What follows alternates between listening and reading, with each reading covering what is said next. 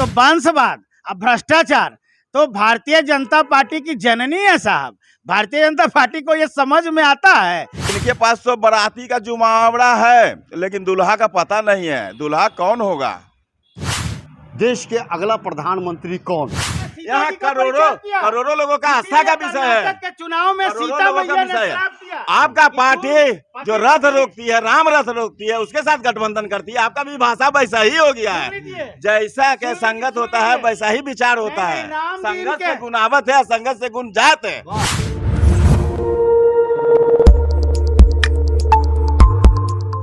नमस्कार, आप देख रहे हैं SSI ट्यूब। मैं देवेंद्र सिंह लड्डू। नमस्कार, आप देख रहे हैं SSI ट्यूब। मैं देवेंद्र सिंह लड्डू।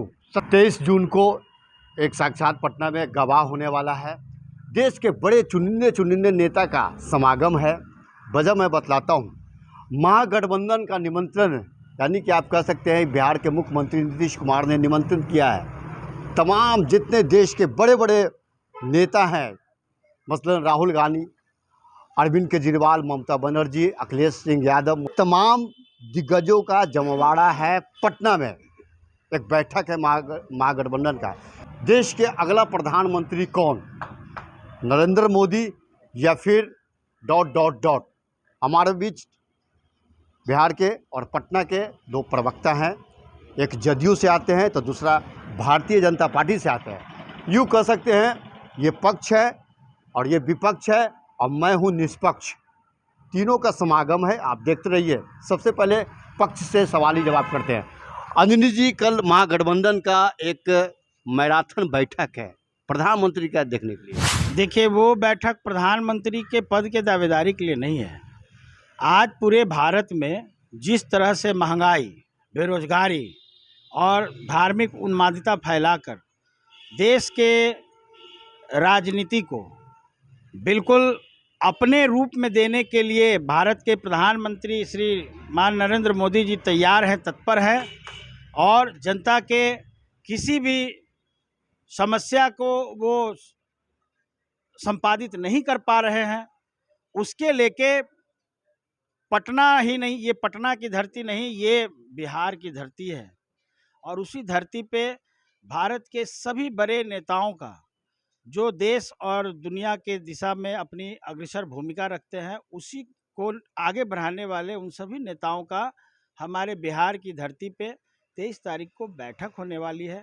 और उसी में ये रास्ता आएगा निकल के कि आज जो उन्मादी, झूठी, देश को गुमराह करने वाले जुमलेबाज लोगों को कैसे सत्ता से बेदखल करके भारत की जनता को लोकतांत्रिक व्यवस्था से देश चलाने की दिशा में काम करना है, उसी के लिए बैठक का आयोजन हो रहा है। क्या कहते हैं राजेश शाह जी?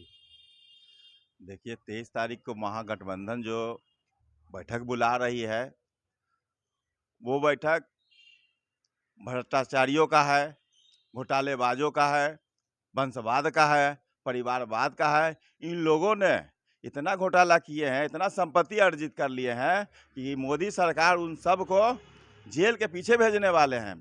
ये सब अपना बचाव करने के लिए और अपने को अच्छा साबित करने के लिए ये बैठक रख रहे हैं, ना कि प्रधानमंत्री के लिए। प्रधानमंत्री का कोई वैकेंसी नहीं है। प्रधानमंत्री के नेतृत्व में बहुत अच्छा शासन चला है, बहुत अच्छा हित में काम हुआ है, जनता के हित में काम हुआ है। और इनके पास तो बाराती का जुमावड़ा है, लेकिन दूल्हा का पता नहीं है। दूल्हा कौन होगा, ये सब सोच रहे हैं। दूल्हा नीतीश कुमार। हाँ, दूल्हा कहाँ है? इनके राष्ट्रीय अध्यक्ष बोलते हैं कि हम प्रधानमंत्री का उम्मीदवार नीतीश कुमार नहीं है। कौन होंगे भैया, बताइए ना, जनता जानना चाहती है। अब बैठक तो बुला रहे हैं, बाराती बुला रहे हैं और दूल्हा का पता नहीं है। ये सब केवल अपना घोटालेबाज के नुमाइंदा सब अपना परिचय देने के लिए पटना में आ रहे हैं, अपना बचाव के लिए आ रहे हैं। क्या घोटाला का बैठक है क्या? देखिए, इन्होंने जो आरोप लगाया कि जो विपक्षी दल वाले लोग हैं वो जो बिहार में आ रहे हैं 23 तारीख को, तो जरा इनसे पूछिएगा कि जैसा कौन है, किसका बेटा है। अरे भाई, वो अमित शाह केंद्रीय गृह मंत्री का बेटा है, जो 50 लाख रुपया से 500 करोड़ का मालिक हो गया। अनुराग ठाकुर कौन है, पूछिएगा इनसे। वंशवाद तो भाजपा में ही परंपरा है। बात रही घोटालेबाजों का, तो क्या भारतीय जनता पार्टी के इतने विधायक और सांसद हैं जिनके यहाँ करोड़ों करोड़ों 2000 रुपया का नोट पकड़ा रहा है, तो ईडी, आईबी या सीबीआई जिनके अपने हैं, तो इनके यहाँ छापेमारी नहीं हो रही है। तो ये तो वॉशिंग मशीन है भाई। भारतीय जनता पार्टी के लोग, ये कांग्रेस वाले और आरजेडी वाले, चाहे वो स्टालिन के पार्टी के हो, चाहे वो ममता बनर्जी जी के पार्टी के हो, चाहे सपा के पार्टी के हो, वो अगर नेता इनके यहाँ, वो भ्रष्टाचारी नेता इनके यहाँ गया तो दूध का धुला हो गया, और जो इनके यहाँ नहीं है तो वो भ्रष्टाचारी हो गया। अरे तो वंशवाद अब भ्रष्टाचार तो भारतीय जनता पार्टी की जननी है साहब। भारतीय जनता पार्टी को ये समझ में आता है। अरे तो भाई बिहार के मुख्यमंत्री नीतीश कुमार जी ने तो इतना ही कहा है कि अरे भाई तुम इतने अच्छे लोग हो, और प्रधानमंत्री जिनकी तारीफ कर रहे हैं, भाजपा तो वन मैन आर्मी है, उसमें नरेंद्र मोदी के अलावा कोई दूसरा नेता का भी नाम कोई जानता है क्या? वन मैन शो है, वहाँ राष्ट्रीय अध्यक्ष का कोई महत्व नहीं है। जॉर्ज फर्नांडिस बने, उनका कोई महत्व नहीं। शरद यादव, कोई मतलब नहीं। अभी आरसीपी सिंह को अध्यक्ष बनाए, कोई मतलब नहीं। आज आरसीपी ये सिंह को, केवल नीतीश कुमार अपना अहंकार के कारण बिहार को बर्बाद करने में लगे हुए हैं। जब भ्रष्टाचारी दल के नेता हैं तो आरसीपी सिंह को आज दामाद की तरह क्यों पूछ रहे हैं भारतीय जनता पार्टी वाले? उनको नहीं पूछना चाहिए, उन्हें नया नेता को पैदा करना चाहिए। अरे भैया, हमारे दल में है तो भ्रष्टाचारी, और तुम्हारे दल में है तो वॉशिंग मशीन में धो दिए, दाग ढूंढते रह जाओगे। वही कहानी। हमने कहा कि राष्ट्रीय अध्यक्ष का महत्व आपके पार्टी में क्यों नहीं दिया जाता है? जॉर्ज फर्नांडिस जैसे समाजवादी नेता को अलग थलग कर दिए, शरद यादव को अलग थलग कर दिए, और यहाँ तक आरसीपी सिंह को बना दिया। अभी ललन सिंह क्या कर रहे हैं? अरे तो इनसे पूछिए ना कि ये परम श्रद्धेय अटल बिहारी वाजपेयी में कोई नीति नहीं है। मैं आपको बताता हूँ। हाँ, जदयू में कोई नीति नहीं है, कोई जनहित का काम नहीं है। ये मनोनीत मुख्यमंत्री कभी विधानसभा का चुनाव लड़ा है, अब विकास का बहुत काम कर दिए हैं, तो किसी भी विधानसभा में आप चुनाव लड़के तो दिखला दीजिए, तब जनता आपको बता देगी। तो भाजपा में कह रहे हैं कि वंशवाद का बढ़ावा दिया जा रहा है। कहीं नहीं। मेरा राष्ट्रीय अध्यक्ष गिन लीजिए ना, अटल जी थे, राजनाथ सिंह हुए, सब अलग अलग समाज से, अलग अलग वर्गों से हमारे यहाँ परंपरा है। जितने भी जमीन से जुड़े हुए नेता है वही बने हैं। ऐसा है कि राजेश जी को मालूम नहीं है या इनको ज्ञान की कमी है। अरे भाई, नीतीश जी ने जो योजना चलाया है, उसी योजना के ऊपर आज बिहार मॉडल पूरे दुनिया में फेमस है। यानी कि भारतीय जनता पार्टी जुमलेबाज है। और इसी पटना के गांधी मैदान के धरती से आके नरेंद्र मोदी जी ने कहा था 2014 के चुनाव में कि हमको वोट दीजिए, हम आपको बिहार को विशेष राज्य का दर्जा देंगे। यहाँ के स्थानीय जो नेता है सुशील मोदी जी, जो अभी राज्यसभा सांसद बिहार में उप मुख्यमंत्री थे, उन्होंने भी कहा था कि जैसे ही भाजपा की केंद्र में सरकार बनेगी, हम बिहार को विशेष राज्य का दर्जा देंगे। लेकिन ये सब जुमलेबाजी है। इनके नेता अमित शाह ने तो कह दिया कि ये जुमला है, 15-15 लाख किसी को दे सकते हैं क्या?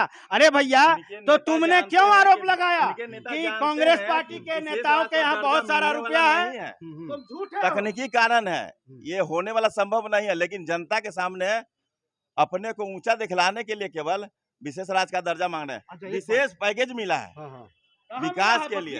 ये जो एक बार प्रधानमंत्री जी आए और बोले कि कितना चाहिए, 50 नहीं है, 60 चाहिए, हो 1 करोड़ चाहिए। अरे भैया, अभी तक पैकेज का पैसा नहीं मिला है। आप और बता देना चाहते हैं, जो बिहार में सड़कें एनएच का जो केंद्रीय द्वारा एजेंसी द्वारा संचालित होती है, उसका पैसा माननीय प्रधानमंत्री जी उपलब्ध नहीं करा पाते। ये तो जुमलेबाज है। और बात रही बिहार के मुख्यमंत्री का, तो इस बार जो हम लोग की 43 सीट आई, तो क्यों आई? भारतीय जनता पार्टी ने जासूसी करवाया, और लोजप्पा के जो चिराग हैं, उन्होंने चोला पहना भाजपा का, और भारतीय जनता पार्टी के सह पर हर विधानसभा में उसने कैंडिडेट खड़ा किया, और उसी का परिणाम हुआ। आप गौर करेंगे कि हम लोग करीब उसमें 45-46 सीट ऐसा है जो हम लोग 2,500 वोट से हारे हैं। तो यहाँ के लोगों को चिराग पासवान ने कहा कि हम जनता दल यू के हैं, और भाजपा वालों का सहयोग था। भारतीय जनता पार्टी वालों ने नीतीश कुमार को कमजोर करने के लिए उन सीटों पर हराने का काम किया। और जब मुख्यमंत्री नीतीश कुमार जी जब यहाँ बिहार में सरकार बननी थी, तो इन्होंने कहा कि भाई हमें बिहार का मुख्यमंत्री नहीं बनना है, क्योंकि हमारा 43 सीट है। लेकिन यही अमित शाह जी और यही जेपी नड्डा जी और भारतीय जनता पार्टी के जितने भी विधायक हैं, इन्होंने नीतीश कुमार का चरण वंदना किया कि माननीय नेता नीतीश कुमार जी, अगर आप बिहार का गद्दी नहीं संभालेंगे तब बिहार की जनता बहुत तेज है। वो जानती है कि हम धार्मिक उन्माद फैला के, हिंदू मुसलमान करवा के, लड़ाई करवा के नहीं बनना चाह रहे थे, भारतीय जनता पार्टी जबरदस्ती बना दिया। तो आरजेडी से गठबंधन करके आप फिर मुख्यमंत्री क्यों बन गए? तेजस्वी को बना देते हैं। उसका कारण बता देते हैं। फिर कौन दबाव दिया? उसका कारण बता देते हैं। आपको मालूम होना चाहिए राजेश बाबू कि पूरे विश्व में, भारत ही नहीं पूरे विश्व में, बिहार के ये मुख्यमंत्री ऐसे हैं जिसने मुख्यमंत्री का पद छोड़ा और किसको बिठाया? एक मुसहर समाज के रहने वाले समाज के सबसे अंतिम व्यक्ति जीतन राम मांझी जी को मुख्यमंत्री बनाया। इससे बढ़ के भी कोई त्यागी बलिदानी देश का नेता हो सकता है क्या? कितने दिनों के लिए?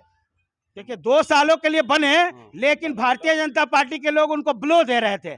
आप मांझी जी ये काम कीजिए, आप मांझी जी वो काम कीजिए, और मांझी जी को पार्टी कर रहे हैं। अभी तो आप अपना आरजेडी के साथ है ना, आप अपना दीजिए ना बात। तो आरजेडी को बनाने का अभी सबसे ज्यादा संख्या आरजेडी को है। आपको कौन दबाव दे रहा है कि नीतीश कुमार मुख्यमंत्री बने, तेजस्वी क्यों नहीं बने? संख्या बल उनके साथ है। अब कौन बीजेपी वाले उनको जबरदस्ती करना कि मुख्यमंत्री बन ही जाइए? ये हम युवाओं की सोच है, हम समाजवादियों की सोच है, हम छोटे मोटे व्यवसायियों की सोच है कि ये नरेंद्र मोदी जी जीएसटी 2000 का नोट बदलो, 500 का नोट बदलो। अरे 500 का नोट बदल के 2000 का नोट लाके तुमने कौन सा कलाकारी कर लिया? इन्होंने काला धन को बढ़ावा दिया। अब बताइए काला धन के ऊपर ये इसी के माध्यम से निकल रहा है। जितने भी 2000 का नोट रखे हुए हैं वही सब अभी बैठक करने वाले हैं कि मेरा सरकार बन जाएगा तो रुपया 2000 वाला बचेगा। ये बचने वाला नहीं है, ये सारा ये चुनाव में बटने वाला नोट था, उसी का जमावाड़ा 23 तारीख को लग रहा है। ये समझने वाली बात है। अब खुद बता रहे हैं कि 2000 का नोट कहाँ गया, ये सारे नेता के पास है और ये सब बटने वाले थे 2023 में। ये सब रसातल में चले जाएंगे। एक बात बताइए, कल का महागठबंधन का देश के बड़े बड़े नेता आ रहे हैं, तो क्या वो सफलतापूर्वक जुटता का परिचय होगा या नहीं होगा, ये बता दीजिए। बिल्कुल होगा। आज देश की मांग है, जनता की आवाज है कि भाजपा हटाओ संविधान बचाओ, भाजपा हटाओ देश बचाओ। भाजपा उन्मादी है, वो कोई विकास की बात नहीं करती है। अभी राजेश केवल मोदी हटाने की बात करते हैं। आप अपना विजन बताइए ना। बिहार में आरजेडी 15 साल में क्या काम किया? आप 17 साल में भी काम जो किया वो विकास को बताइए जनता को। मोदी को केवल हटा देंगे?